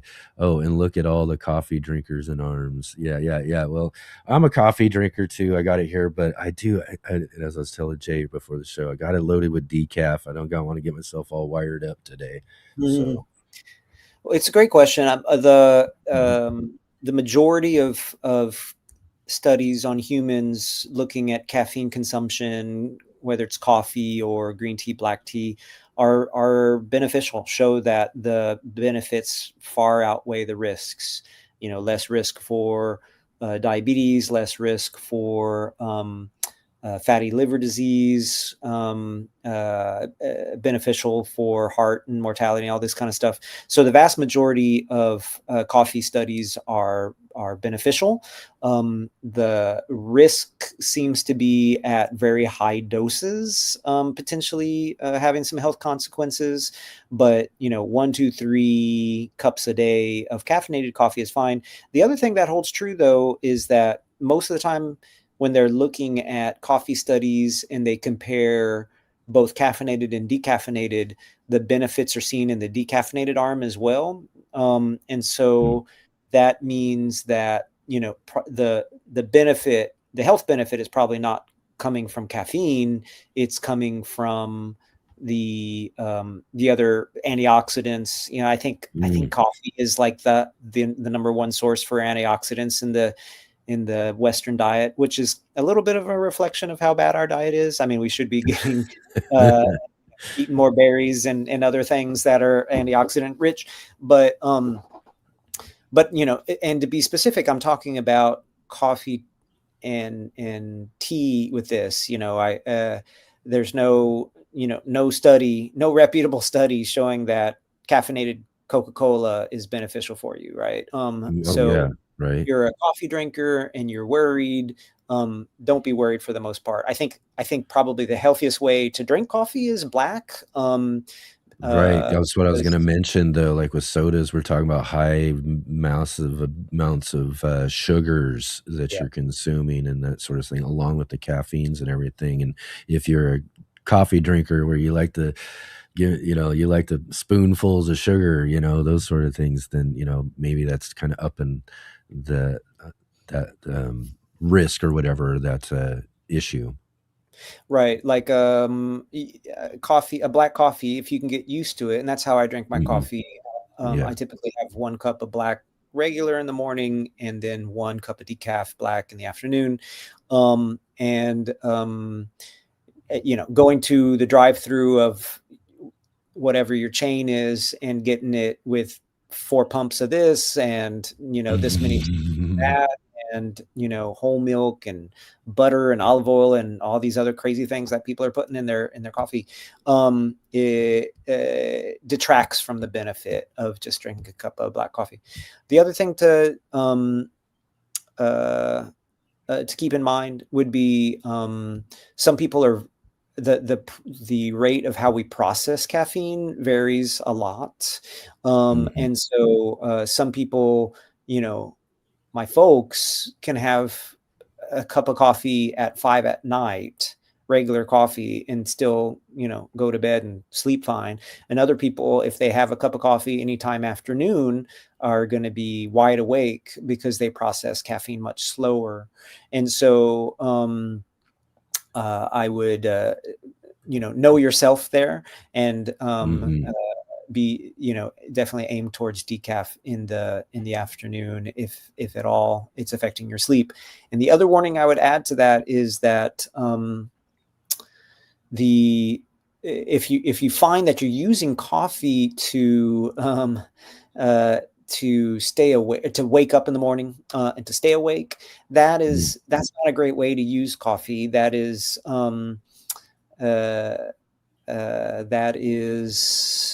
kind of covering up the fact that you're not getting enough sleep, or whatever else is going on. And so think of your cup of coffee as a beneficial drink to your health. But if you're using it to function, then you got other problems that that would be good to work on with your doc, so that it's not a treatment for poor sleep, for example. Yeah, definitely. What about, you see lots of commercials for this nowadays, and I'm not sure if you've tried it or not, but I guess mushroom coffee. Have you seen this?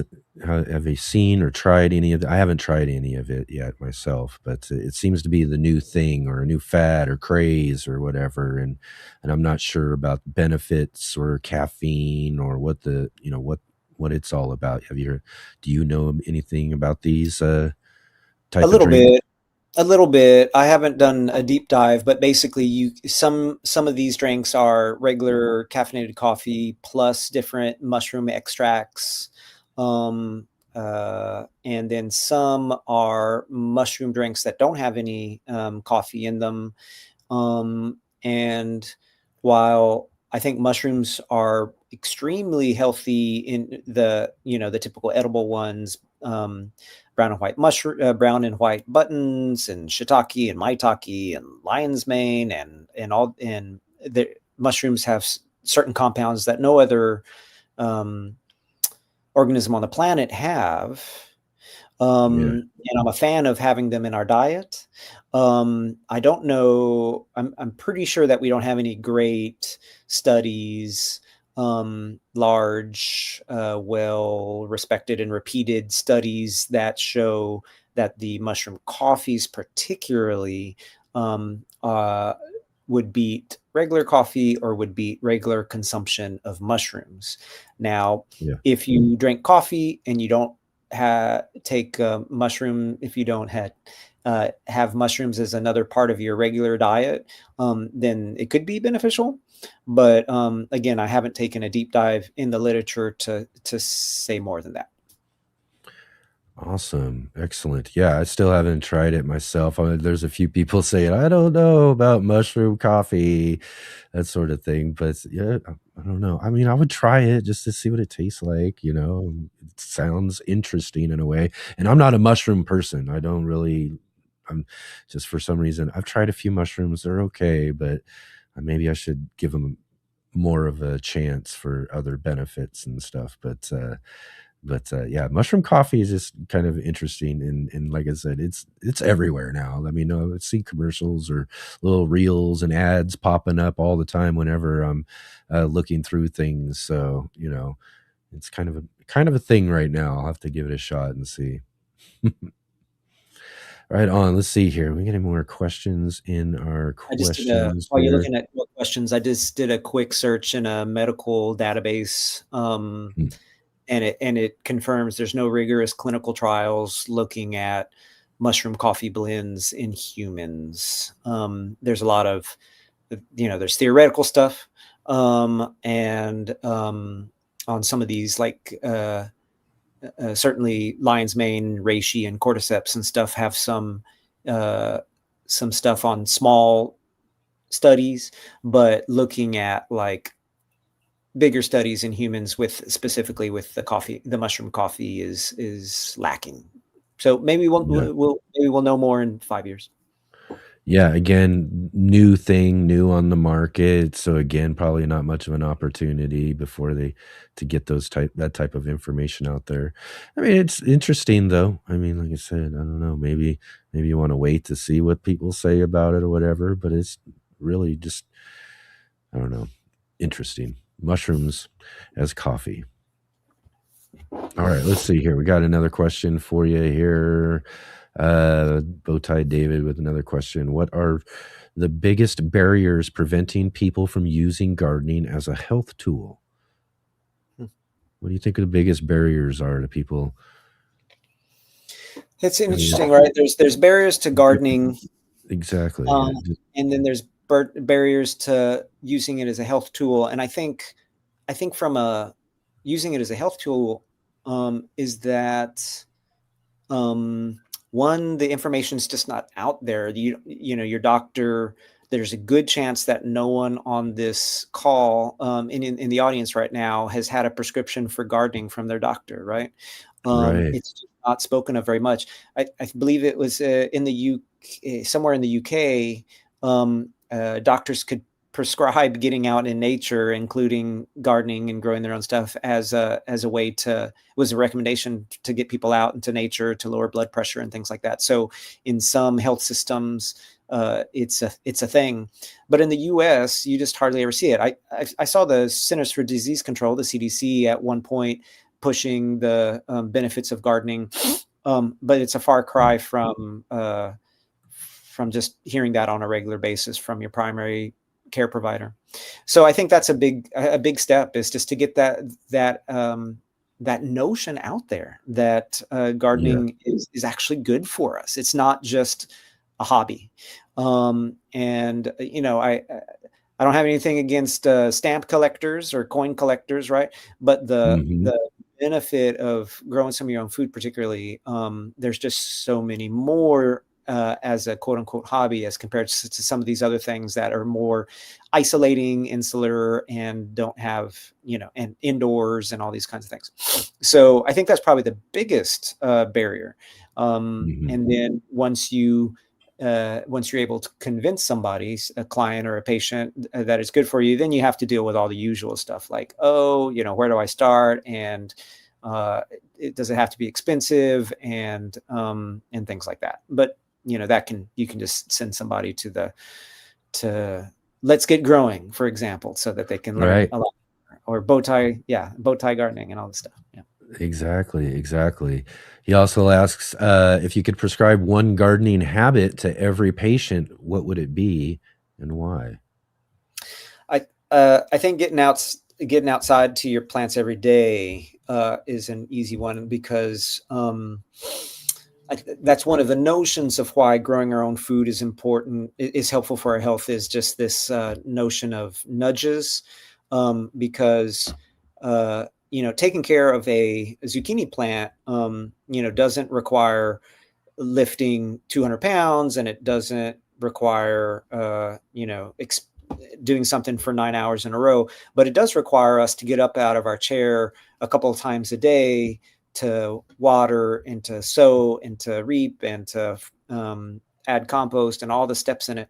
And so the more often you get out into your garden, the more time your plants see your shadow. In other words, the better it is for you, and the better it is for your garden, right? Because Mhm. I was out this morning and saw harlequin beetles on our brassicas, on our broccoli, right? And today was the first day that I noticed them, but they were already adults, so clearly they had been out there and I'd missed them before. Or there's a whole bunch of whitefly in one part of my garden that looks like it's about to take over the world, unfortunately. So getting outside as often as possible is good for you and good for your garden. Yeah, absolutely. Let's see here. Wickershire was just asking, do you enjoy mushroom hunting? Do you go out mushroom hunting? I do some. I always go with somebody who's better at it than me. It's a bad idea to be an amateur mushroom hunter Yes. with little practice, right? So I'll go sometimes with buddies, and then we just go for the most obvious ones with very few lookalikes, and be very careful, or go with a guided tour and things like that.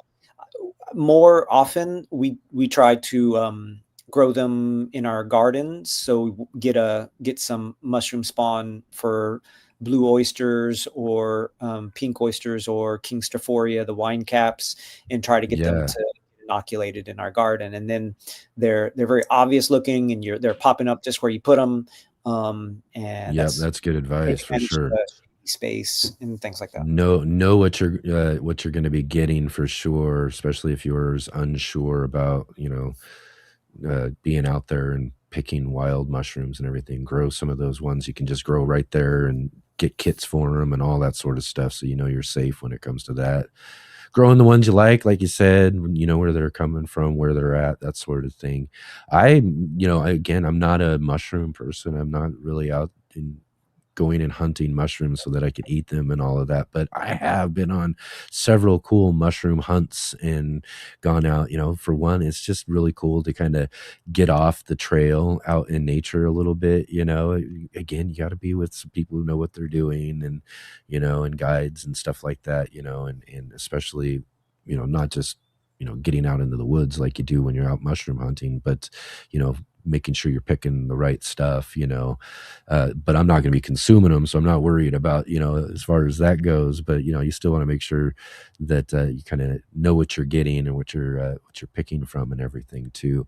But I've been out also on a couple of, you were mentioning, with folks who are mushroom scientists, you know what I mean? Know all of these just really amazing, cool mushrooms and all of how they work and are interconnected. And you go out there and you just check out some of these really cool things that you would never know where you would find them or see them, and look at all these just other types of mushrooms that aren't the ones that you're even hunting that are edible. You're just out looking at all sorts of different types of fungi growing all over the place, especially out in some of these rainforests and forests that we have in the Pacific Northwest.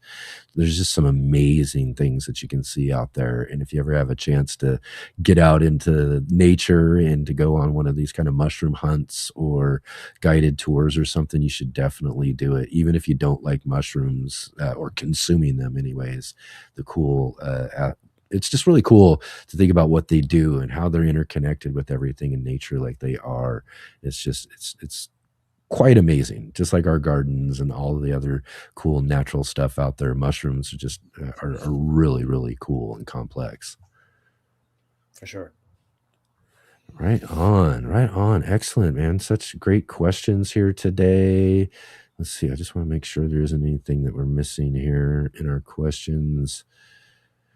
But anyways, real quick, let's sum up our discussion here a little bit today, talking about social connectedness a little bit. If you could sum up this topic a little bit for everybody, and tell us again just a little bit more about the importance or the role that our garden can play in the importance of being better socially connected. Yep, right on. So just as important as eating a healthy diet and staying physically active, the social connectedness, having strong, loving social relationships is critical for maintaining great health. It will not only help to prevent conditions like depression and heart disease and stuff like that, but it would be a great prescription for folks who have these things. So that as you work along with your doctor or your nurse practitioner, physician assistant, etc., you have all this additional time-honored help to get better or to prevent getting sick in the first place. And so, garden by yourself and share with others, or garden with others. And there's benefit kind of no matter how you do it. And don't shortchange that in the importance of loneliness, of avoiding loneliness and social isolation. A strong focus on spending quality time with others, and often doing it around gardening is a great way to do it. Yeah, definitely. And as I kind of mentioned and talked about myself with my own story earlier, is that garden spaces can kind of be places that kind of promote a bit of isolation in a way, because it's just so easy to kind of seclude and find yourself in those sort of things. So it's kind of really important that we make and take steps to kind of avoid that type of isolation. And if it gets to be too much, I mean, there's a point where we really got to, step out and start meeting people. And as I always say and mentioned earlier as well too, you can't find a better community of people to be stepping out to, and to be looking to connect with, because, like I said, I haven't found really, you get online and, as I was talking about that, you get online and in some groups and stuff, and there can be some, whatever that kind of happens in that larger perspective. But I have not been to a place or met any garden group or community garden space or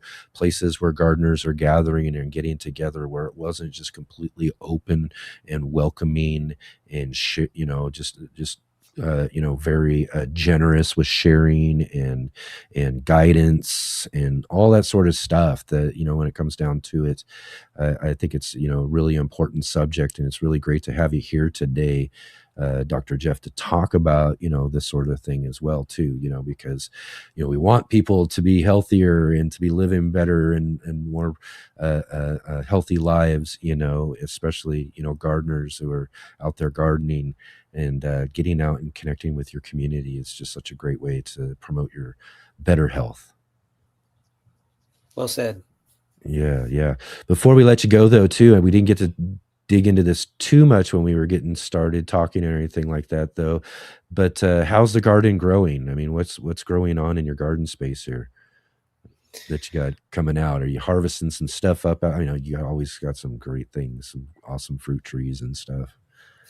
Well, thanks for asking. Because we're zone 9B, we're able to maintain the garden through the winter, pretty mild winter. So yeah, for sure, brassicas are a staple, and I love the purple tree collards. But we've been harvesting some purple broccoli, florets, and the self-sown chards are big and bold right now. My wife, who is the main fall and spring gardener, has been helping to plant and to harvest things like the beets. Our citruses, most of our citrus is wrapping up, but we've got some kumquats ripening, and we're picking a few avocados. Nice. And so it's anything you've been adding to, or anything new in the garden? We're trying. Well, I'm trying, with my wife's patience, more subtropicals outdoors. So I planted a Atamoya and a cherry moya and a tropical guava that I had in pots. I'm going to try them in the soil and see if we can get them through the winters, which just tend to be a little bit cold and wet for most of those. But we're going to give it a shot. And I planted some dwarf Namwa banana pups that were gifted to a friend of mine, and we're gonna see if those take off with a little bit of protection over the winter. Yeah. I wish I could grow those. I mean, I could get away with them for a certain point in time, but I don't think I could grow them to fruiting and all of that. But yeah, that would be great. I'd love to have some banana plants growing. Right on, right on. So lots of the great things growing in the garden space. Then lots of things we're looking forward to as spring is growing on there in your garden space. Then Thank you. Fingers crossed. the fingers crossed. Excellent. Right on, right on. Well, again, thanks, Jeff, for spending your time with us this weekend here, and just filling us with all this great information and discussions and all of that. And definitely look forward to being able to catch up with you next time around for another appointment with Dr. Jeff, right? My pleasure. Yeah. And I just, as a parting word, I'd say encourage folks anyone who is or has friends and family who are struggling with some of these things we've talked about today, diabetes, heart disease, anxiety, depression, et cetera, is to work with their healthcare provider and say, hey, what can I do naturally in addition to these medications? Are you trained in lifestyle medicine, and what are some things that I can do to change my diet and activity to help with that? And if they seem a little bit unsteady or don't have the time to talk about that topic, then check out either our medical group or similar medical group that uses some of these just very basic natural daily habits to help improve your health. Yes, absolutely. That's a really important point to make. Definitely be consulting with your own doctors and all of that. And I'll mention this as well too. You see all of these commercials all the time out there for different types of drugs and stuff like that are out there, right, on the market and everything. And I think they're out there. So you go to your doctor and ask them about those things, as they're connected to your what you think is going on with your health and all that. So let's take this opportunity here on the Let's Get Growing show as kind of your gardening commercial to send you to your healthcare provider and ask them and talk with them and explore with them how gardening can improve your life and your health and all of that as well too, right? So with all of that sort of craziness and stuff out there, we've got these sort of things that we want to throw at you as well. That gardening can be just a really, again, just an amazing, it's crazy. It's gardening and growing food and plants and all this sort of stuff that has all these just absolutely awesome benefits. But man, how awesome that it is though, right? Totally. Well said. Excellent. Well, thanks again, Jeff. Always just a really amazing conversation with you here on the show. I really do appreciate you spending your time with us. And I'm going to close this out. We'll finish up here in just one moment. Hey gardeners, thanks for tuning in to our show today. We'll be right back at it here in just a moment. I just wanted to take a second here to highlight our regular videos and features here on the Urban Gardener channel. Our weekly garden journals,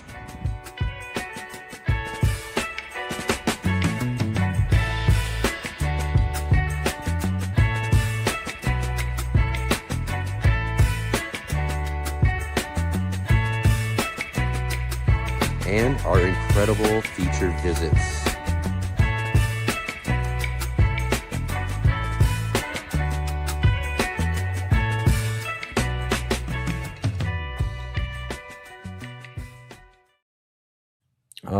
All right. Again, another amazing, awesome Let's Get Growing show here on the Sunday edition, right here on the Urban Gardener channel. What an awesome show, awesome conversation with Dr. Jeff.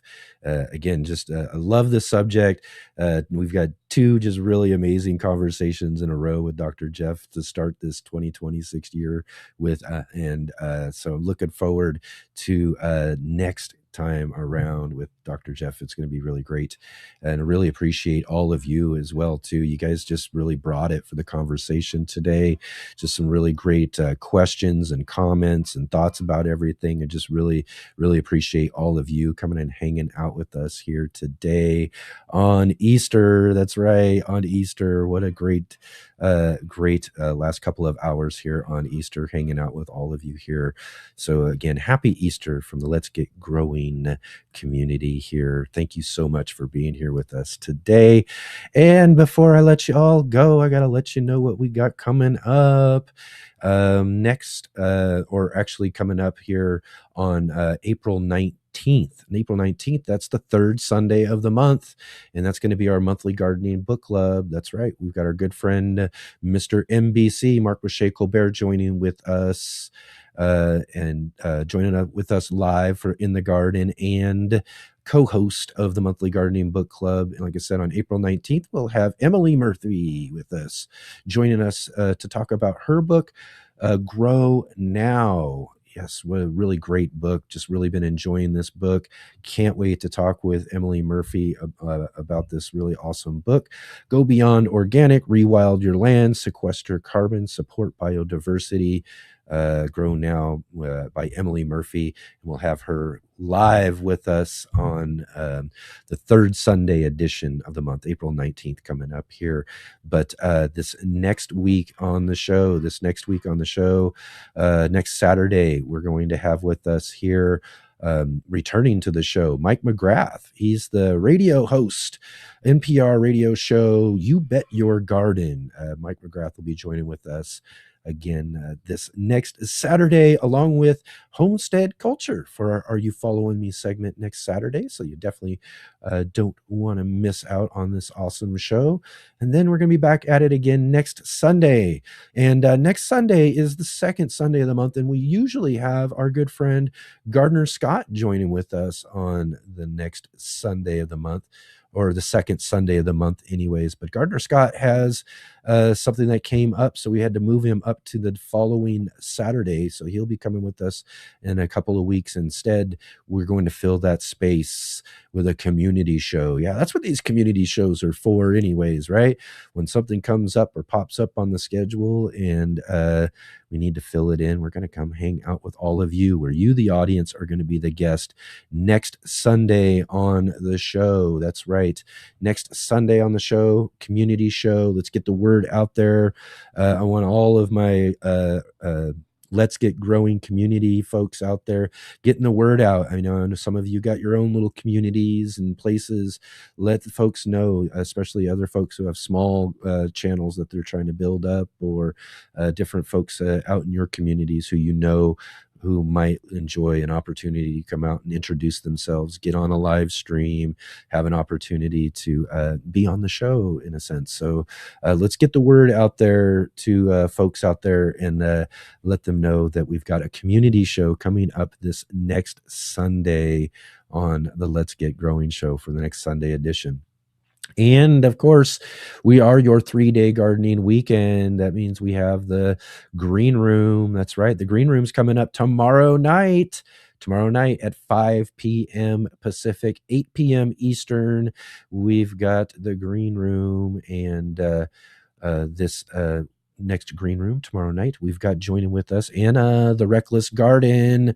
She's going to be joining with us, along with Mike Van Doozy from Keep On Growing. He's going to be here as well too. We'll have Natalie, the Fresh Princess, our co-host, right here tomorrow evening, continuing your 3-day gardening weekend right here on the Let's Get Growing show. It's been awesome to have you all here with us. And if you can, before we head out, real quick, let's go ahead and hit that thumbs up and hit the like button, subscribe, bell notification. Remember, share with all your friends. Let them know about the show. Let them know about our community show coming up next Sunday. Definitely don't want to miss out on all of that as well. So again, and everybody, definitely follow all the links down in the description below, and check out all of our contributors and guests and all of that, and go show them some support as well too. It's really great to have you all here. I do got to mention as well too, I keep forgetting about this towards the end of the show, but I do want to be mentioning to everybody that we do really appreciate any sort of donations to help us keep the lights on around here on the Let's Get Growing show. So if you do have any opportunity for donations, we do have direct donation links down below in the description as well. Cash App, Venmo, PayPal, that sort of thing. Putting on a show like this does have some costs that come along with it, and some of the things that we would like to do and expand and to be able to do for the show and all that sort of stuff. So if you do have any opportunities to help, it is greatly appreciated. Thank you so much, everybody, again, for being here. Thank you for hanging out with us today for this really fun conversation here on the show. And I look forward to seeing all of you for the green room tomorrow evening. We'll see all of you then.